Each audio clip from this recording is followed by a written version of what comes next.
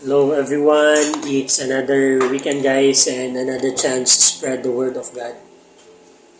So our topic for today is about discipleship and the continuation in Matthew 8, no? Dun sa previous topic natin. So if you have time, embark with me with this study guys and let's learn together. So get your coffee or tea or anything you like guys, and of course do not forget your Bible, no? You can use Bible app guys, it's easier. So let's begin. In Matthew 8:19 to 22, it is said, "And a certain scribe came and said unto him, Master, I will follow thee, whithersoever thou goest." A scribe, no, means a professional or a scholar in Mosaic law. So sila yung expert who interpret or rewrite, no? Not like copy the Mosaic law, no, or the Torah, which is yung first book of the Old Testament. So sila yung mga expert. So ang sabi ni Jesus Christ, "The foxes have holes, and the birds of the air have nests, but the Son of Man had not where to lay his head." So, yung mga foxes daw, merong mga butas, no? Mga dens, and the birds of the air, yung mga ibon, meron silang pugad. Salag ba? But the Son of Man, si Jesus Christ, had not where to lay his head.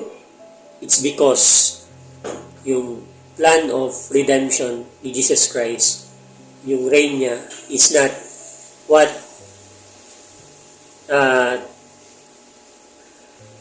yung people in his time ni Jesus Christ expected ba? Kasi they think yung Christ na darating will going to reign already ba? Si Jesus Christ magre-reign na siya at the time sa kanila, no, sa time nila. But yung will ni Father is iba. To sacrifice Jesus Christ, no? So sa Old Testament, merong ginagawa yung mga Israelites para mapatawad yung kasalanan nila, no? So may dalawang goats. Ang ginagawa sa dalawa is, yung first is gagawin nila, kakatayin for sacrifice. Tapos yung isa naman, they will let it, no? Papakawalan nila sa wilderness. Doon, like i-confess nila lahat ng sin nila doon sa second goat. Tapos saka pakakawalan, no? Sa wilderness. Para mabayaran yung sin ba. So si Jesus Christ, doon sa ginawa niya sa Calvary, no? Sa pagpako sa kanya, no? We confess, siya yung representation ng dalawang goat. Yung we confess in Him lahat ng mga kasalanan natin, no? And then si Jesus Christ ang ginawang sacrificial lamb doon sa mismong cross, no? And through His blood, He covered all our transgression, all our iniquities. And it became as white as snow, kagaya nung sa Isaiah ang sinasabi na and all your transgressions will be as white as snow. I will blot all your transgression, blot out your transgression and be like as white as wool. So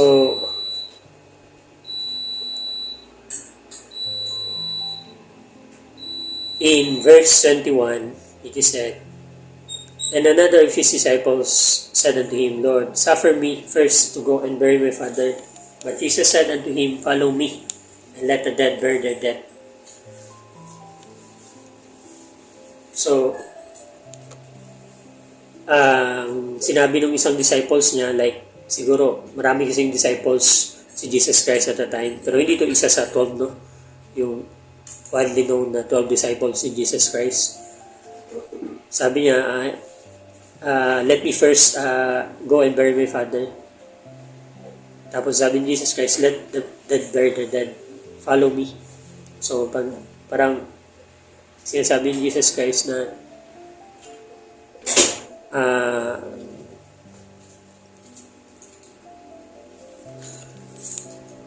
yung urgency ba na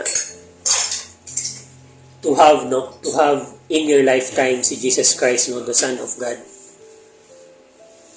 Hindi kasi alam nung like totally alam nung mga tao ano yung significance ba, ano yung value ni Jesus Christ, na pag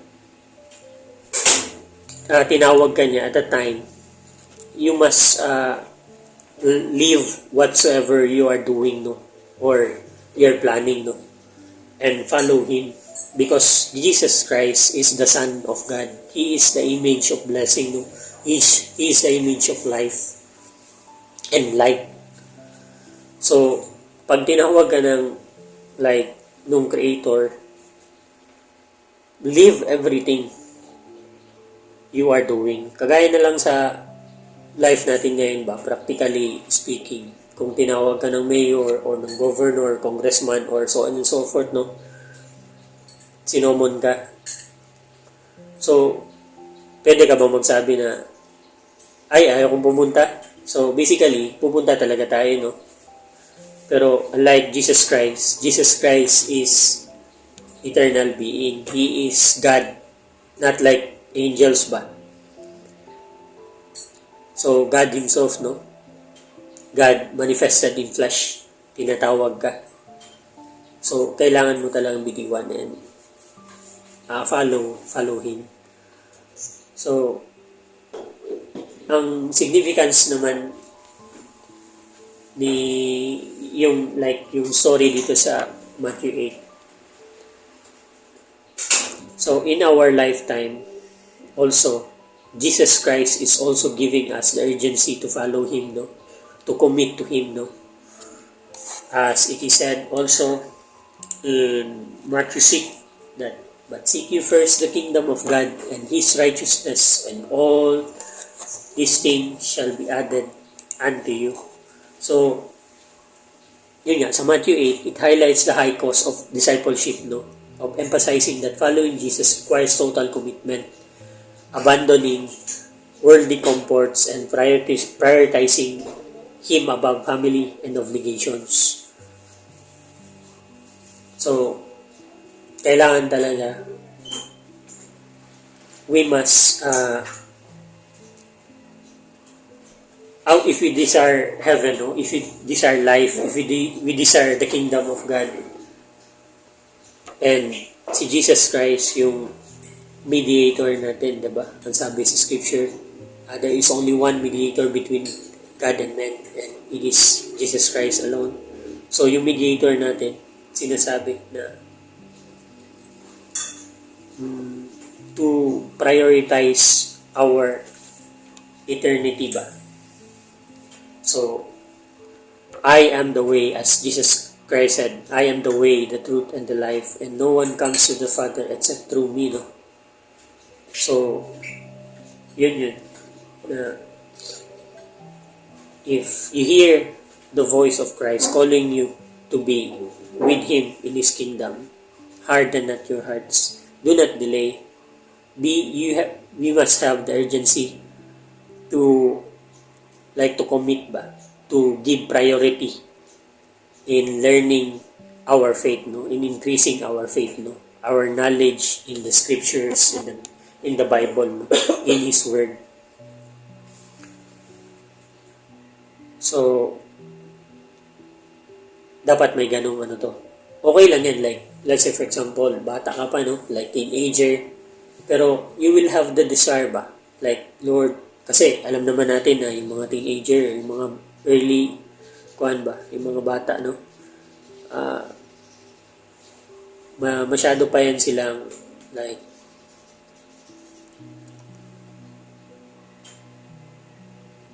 marami pang gusto ba. Pero if you will have the desire, like sasabihin mo sa sarili mo na, Lord, I want to be with you in your kingdom. I want to be in heaven, God. But my life talks different, no? From your your word or your teaching. Lord, change me, Lord, that someday I will be able to become a vessel, your vessel, and able to preach also, to share your goodness, no, into the world. So meron kang desire to change ba? Of course, kailangan mo talaga mag-change. Hindi mo kaya because meron kang mga addictions and yung mga sins, no, in your life. As you grow, nag-root ba yung mga addictions, yung mga sins sa'yo, and you cannot remove it. Pero inaas mo si God na to cleanse you, no? And someday gamitin ka to preach His kingdom, no, to other people. Yun ba? Pero doon naman sa mga may edad na, yun talaga dapat mas strong yung urgency na magro-root sa heart natin, no? Kasi we will not know kung ilang taon pa tayo tatagal, no? So if we will hear His voice today, let's not harden our heart and give it to Christ.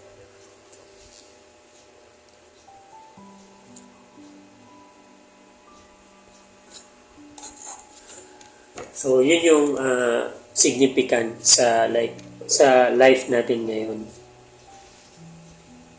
Yung before nga is yung urgency to follow Jesus Christ, no? And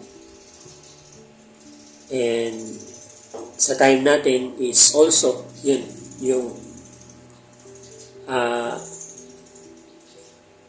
will in our heart also to receive His grace, receive His sacrifice, and to have the will also to be a beacon of light, to be a fisher of men, to be fishers of men, to have the desire to proclaim also His word. Kasi nga, sa kabutihan na ginawa ng Diyos para sa atin, no, na He pardoned us and blotted out all our transgression, na sobrang dami talaga, at nakakasuka ba yung mga nagawa nating kasalanan, no? And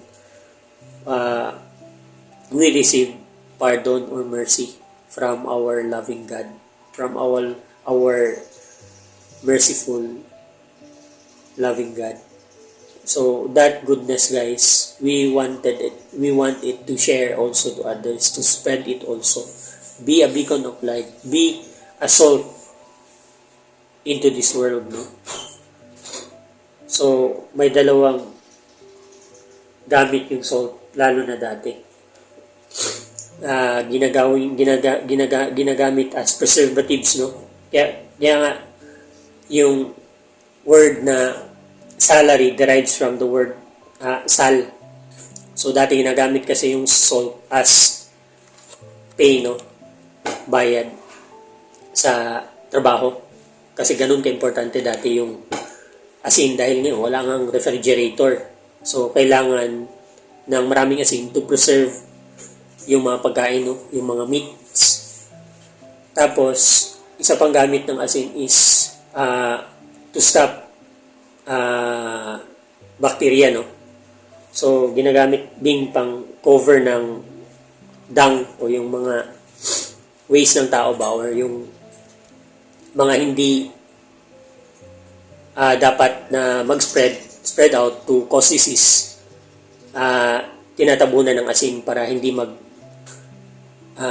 spread out. So yun din yung implication ng asin in our life, the salt in our life. No? Be a salt. Preserve goodness.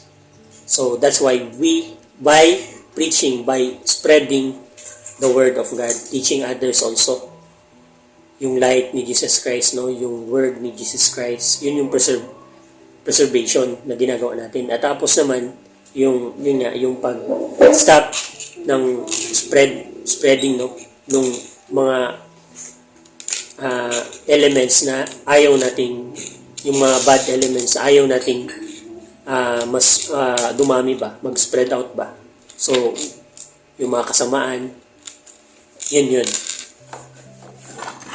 tinatabunan natin ng asin, no? So para hindi dumami, diba? Sobrang ganda talaga.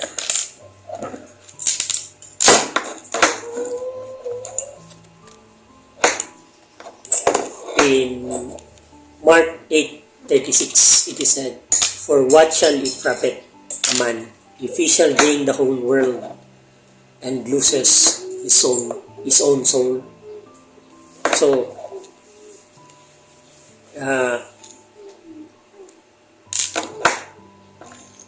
ano yung ganansya, no? Kung makuha mo ang buong mundo, lahat ng kagustuhan mo sa buhay, lahat. Pero, you are uncertain ba of your eternity, no? It is said also in the scripture that it is easier for a camel to enter into the eye of the needle than for a rich man to enter into the kingdom of God. So dati daw, like yung sa Israel, yung tawag nila dun sa pasukan, no, ng gate is needle yun. Yung parang yung butas ng needle ba? Ganun din yung entrance, no, papasok sa loob ng kingdom. So it's not easy for a camel, hindi imposible, no, pero it's not easy for a camel to enter in. So ginagawa ng camel, dinidiskarga, no, so they take all the loads out of the camel, and then ang ginagawa, lumuluhod yung camel paloob, papasok ng ng needle, no, para makapasok sa loob. So yung sinasabi, it is easier for a camel to enter into the needle's house, into the needles, no, all than for a rich man to enter into the kingdom of God. Yun yung yun yung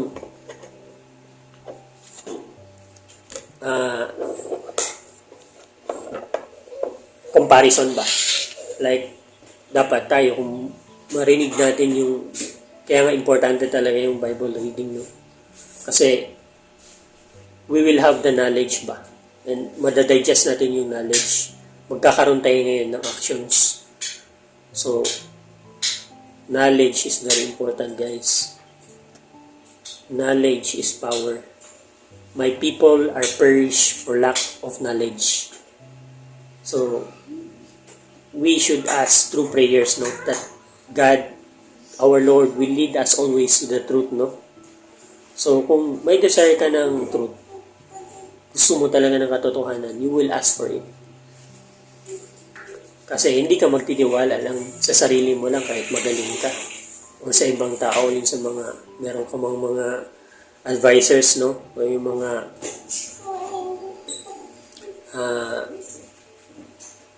fina-follow ba. Pero sabi sa scripture, cursed is a man that trusted in man. But blessed is a man who trusted in the Lord, no?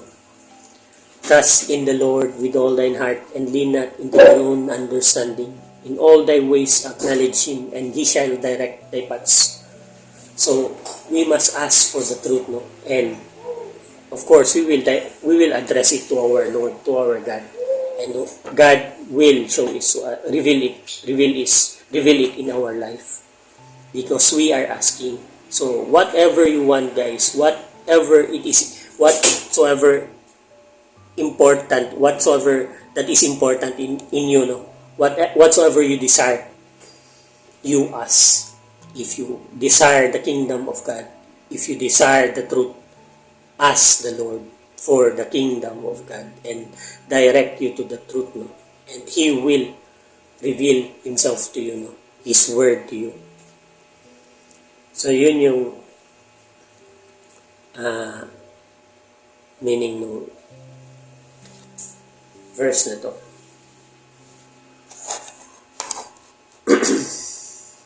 Our eternity, our soul is so important, no?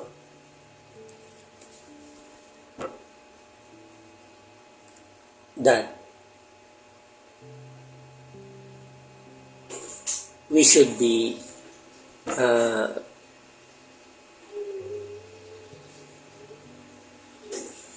thinking kung ano yung end ng life natin, no? Ano yung eternity natin.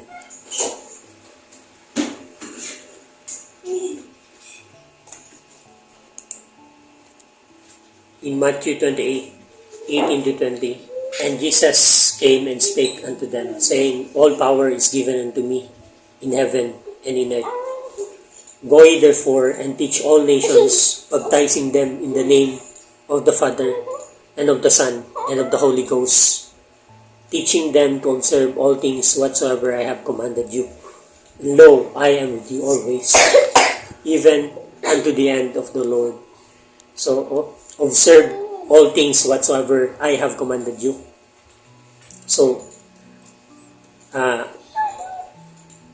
tingnan natin, no? Kailangan natin bantayan, no?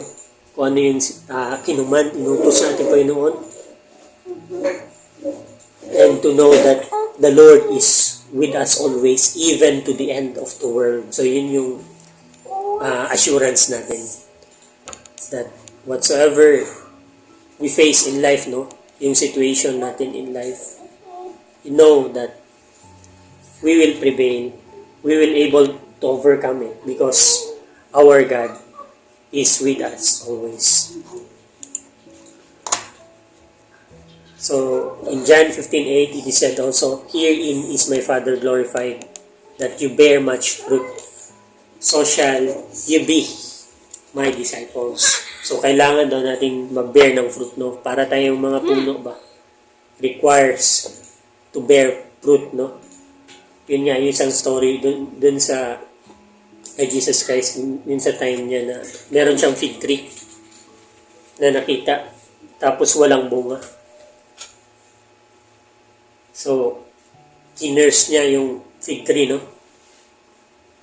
Tapos, nung kinaumagahan, nung nakita yung mga disciples yung fig tree, na withered yung fig tree, na bulok, no? Natanggal yung mga dahon, namatay. Kasi nga, walang bunga. So, kaya tayo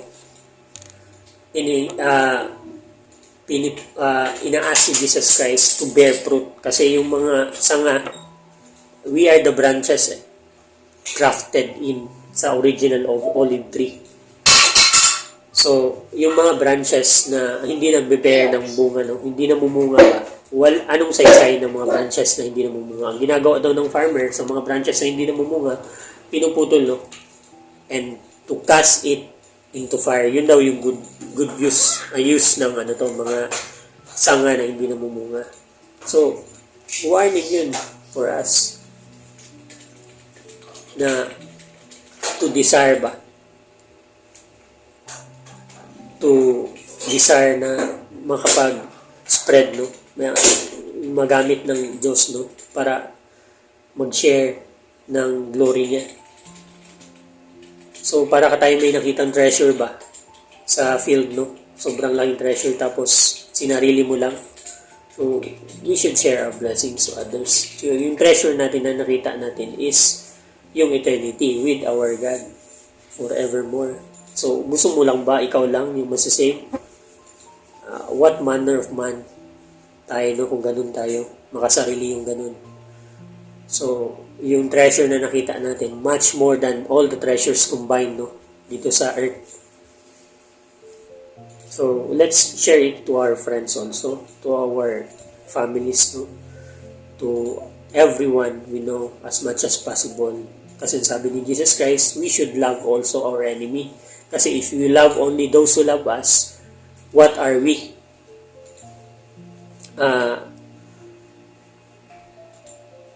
Like, yung masasamang tao daw, sinasabi ni Jesus Christ, they also love those who love them, no? So, yung kaibahan natin is we love the brethren, we love those who love us, and we love also those who persecute us.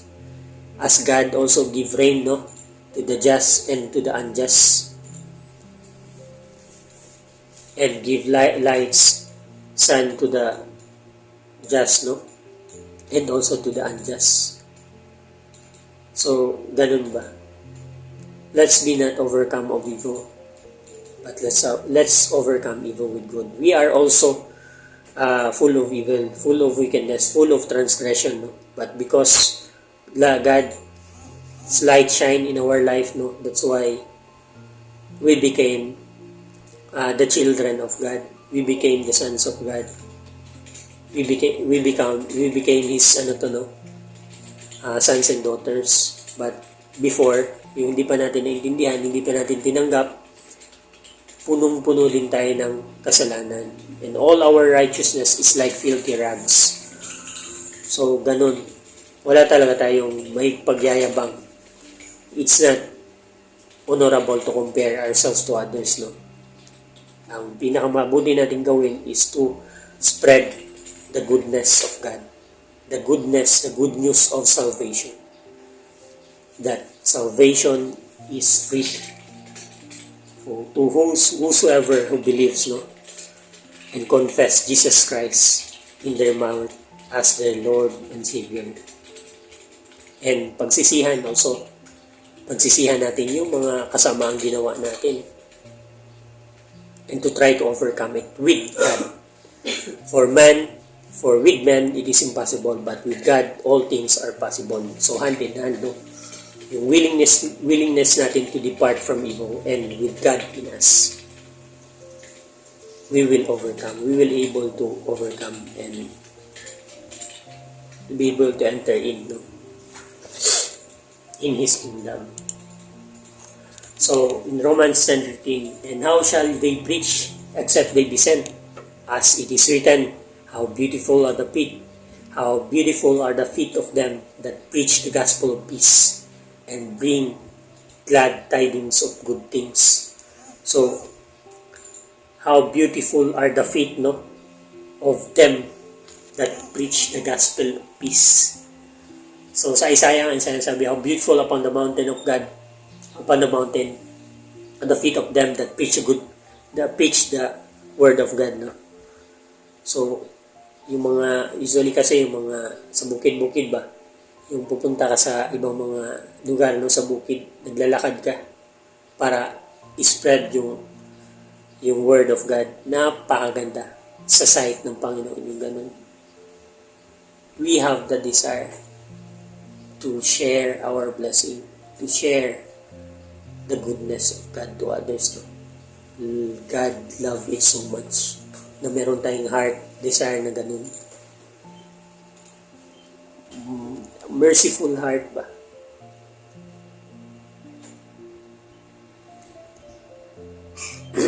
So, hindi natin iniinda yung sikat ng araw, no? Hindi natin iniisip kung ano yung sasakyan natin o ano yung susuot natin. But the only thing that we have is the word, the knowledge of the word of God, no, in our heart, and to be able to share it to others whatsoever the circumstances, no. Maraming mga ganun, guys. Maraming mga tao na nagsishare kahit na wala silang sahod, wala silang like so much ba, but they love spreading the word of God. So, dapat magkaroon din tayo ng same desire, no? God will use us sa kung ano pa man. Kasi, sa laki ng mundo, kahit saan talaga, mag-flourish, pwedeng mag-flourish tayo, no? So, God will appoint us dun sa kung ano man. So, let's ask God that we will became His vessel, no, of righteousness. by spreading His word to others before the time come, habang buhay pa tayo. The last scripture is in 2 Timothy 2 Timothy 2 2-3. It is said, "And the things that thou hast heard of me among many witnesses, the same commit thou to faithful men, who shall be able to teach others also. Thou therefore endure hardness as a good soldier of Jesus Christ." We are likened unto a soldier, no? Sundalo ng Panginoon. So, mga sundalo, pag appointed din sa duty, sa mga kabundukan, gubatan, no? So, ang daming mga adversary na na-experience sila ba? Yung mga lamok na lang. So, sa bukid, sa kagubatan, grabe. Gutom, walang maayos na tulugan, walang maayos na kainan. So, in peril pa, no? Sa gabi, sa umaga, sa mga ambushes. So, tayo din, ganun din ang magiging, like, we will also suffer light afflictions ba while serving our God, no?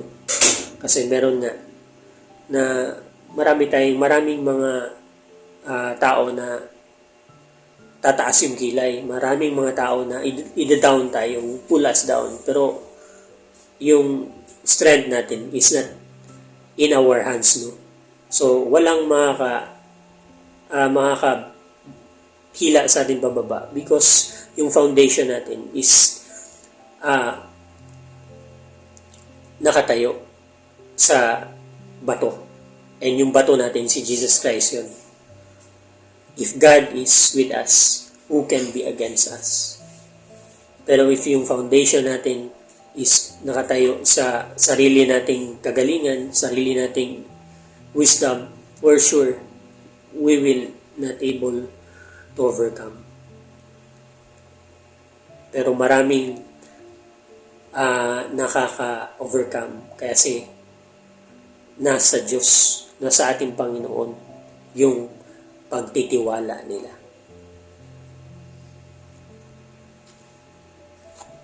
Our light affliction is nothing to be compared with the glory that we shall receive.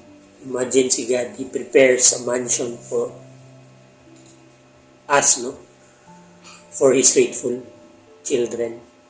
So, what are yung mga light afflictions na pwede nating ma-experience ngayon? Yung mga sundalo nga, nagpapakamatay sa bayan, napakababa ng salary, no? Sahod, no? Tayo, we have so much to gain. So, we will prevail.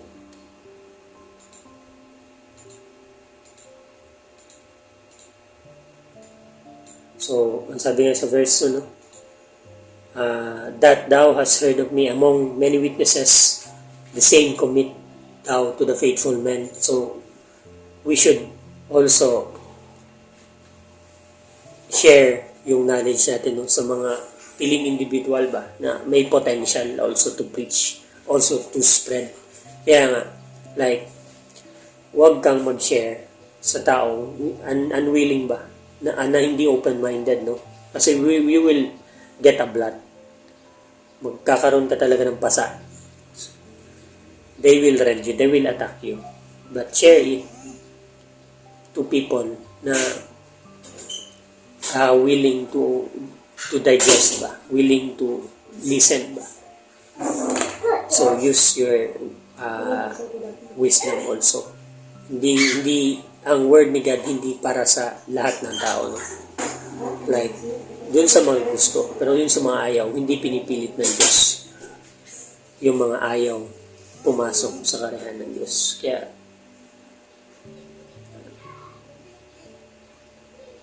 be wise ba on sharing the word of God, no?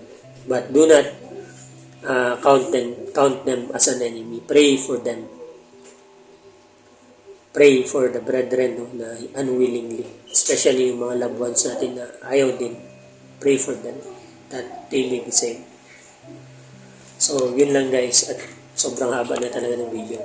thank you for listening, guys. As I always say, let's fear God and depart from evil. Let's not be overcome of evil, but let's overcome evil with good.